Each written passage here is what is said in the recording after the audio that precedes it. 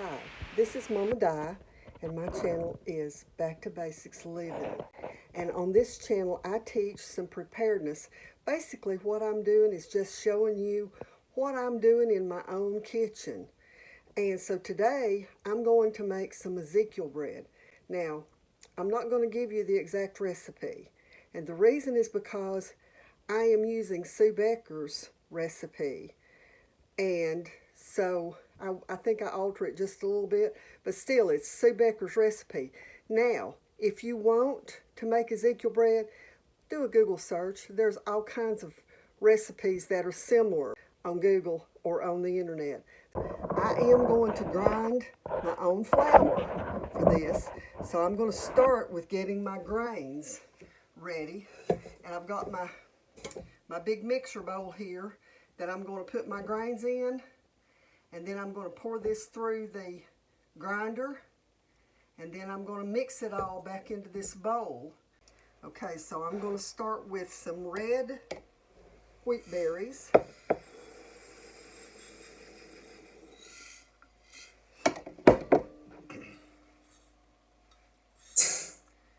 And then I'm going to go and get some hard white. That was hard red, and this is hard white. The red's a little bit stronger taste than the white, so I like it mixed. So I'm going to put that back, and then I'm going to use some spelt. And I've got my grains kind of lined up there so that I can reach and just grab the right one. Add a little bit more to that. Okay. Now, the next thing I'm going to add is some barley. This is hulled barley. And y'all, if you don't know where to get your whole grains, Azure Standard is a great place to get your whole grains. That's where I get all of mine. This is hulled millet. Let me get my little bit of that in there. Just a little bit more than what I needed in that one. Okay, so then we're going to go to some lentils.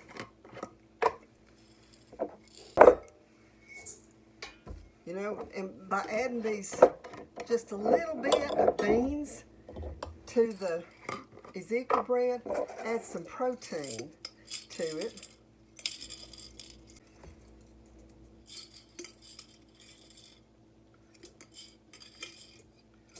Okay, so I got me some that kind of beans. Now let's get some of these others out of here. And then we'll mix this up real good and then grind it into flour. Okay, so now what I want to show you, you can see here that all of my beans and my grains are all mixed up. My machine, you can see it's a Wonder Mill, and my machine wants me to turn it on before I pour any of the beans or the grains into it. So I'm going to do that.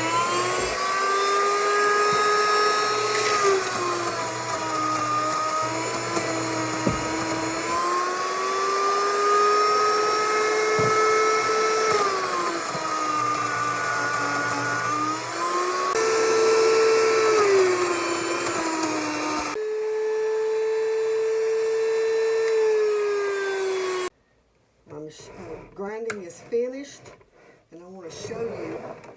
And grinding the flour gets it a little bit warm. So what I'm going to do is open this up. Let me shake some of that off on there. So you can see the various different colors of the grains that are in this. Okay, this recipe calls for water, hot water, and since I use my Berkey water for this recipe, I heat my water not to boiling, just a little bit hot in the microwave, okay? put that in the bowl.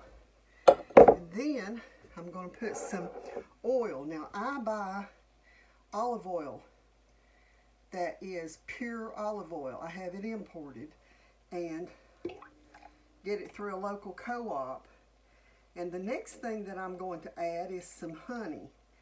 And by using the same measuring cup that I've used for my oil, you'll see how it just lets the honey just slide right out. And the honey that I'm using is a local honey that I buy by the case. See how that's just sliding right off of there? You can see it. Now I've got to add some salt and some yeast. But I'm using pink sea salt, and so I'm going to put some salt in this. Okay. And then I'm going to start adding my Ezekiel flour, and then we'll start mixing it. Now I'm going to start by adding a few cups of this so that I can get the yeast mixed in good. Let me show you the yeast that I'm using. You can see here it's this safe, instant. So far, every time I've used this, it has worked out really well. So I keep it in the refrigerator because I use it pretty quick because I make this bread quite often. Okay, so I've got the bowl set on my large mixer, and so I'm going to turn that on low just to begin with, so that it will start mixing all the liquid and the flour and all that stuff together, and then I'll start to add the remainder of my flour to it as it gets mixed. And it's time to start adding some more of the flour to it, and I'm just going to put a little in at a time and let it mix up real well. And then, once it's all in, I'm going to let it mix. I've got the dough hook on it, but I'm going to let it mix for about at least 5 minutes to make sure that the gluten is activated. Okay, so the dough is not really a dough. As you can see, it's sort of a batter consistency, but it's a thick batter consistency. I'm going to go around and just rake the sides of it off so that I don't lose any of it. And then I'm going to divide this between 3 pans that I've got prepared here. And these pans, you can use a little bit of oil, like a little bit of your olive oil, or whatever you use in your kitchen, to keep this bread from sticking. I'm going to get these divided out, and then I'll bring you back and show you what I do to let it rise. I've got the bread in the dough in the pans, or the batter in the pans.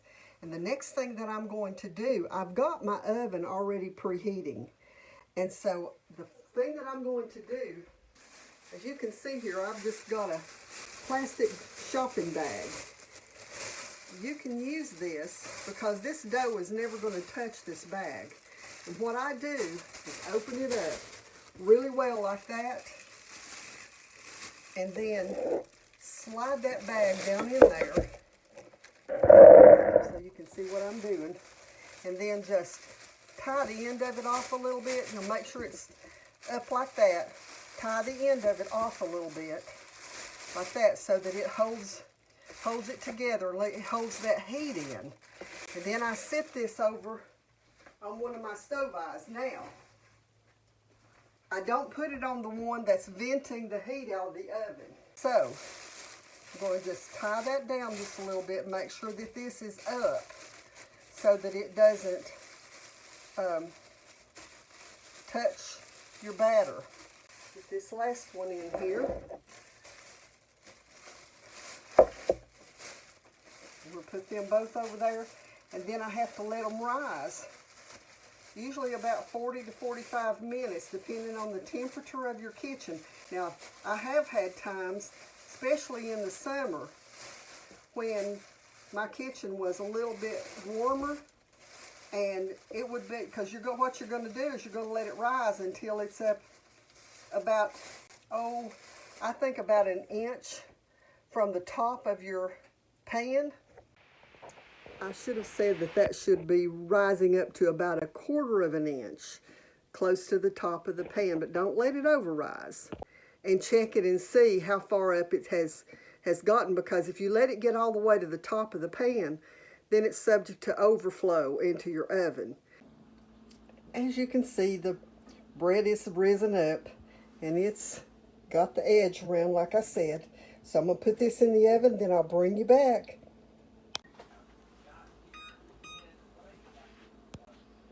Okay, so you can see I have pulled my bread out of the oven. I've got my thermometer handy here, because we want to stick the thermometer in, and it has to go to 190. You can see it's a little bit over 190. Okay, so you can see I've got all 3 loaves out on my cooling racks, and you can see they're a good thick loaf of bread, and I'm going to let them cool just for a little bit, and then I'll cut a piece and show you. Okay, so my bread's out of the oven, and you can see I've got it on the cooling racks. I'm going to cut a piece of it and show you from the inside. It's still a little bit warm. I want to show you, I just made a bowl of spreadable butter. And go look on my shorts, you'll see this on there shortly, but see how that just spreads across there? I'll move that down so you can see what I'm doing. Just spreads right across that. I can't wait to try it.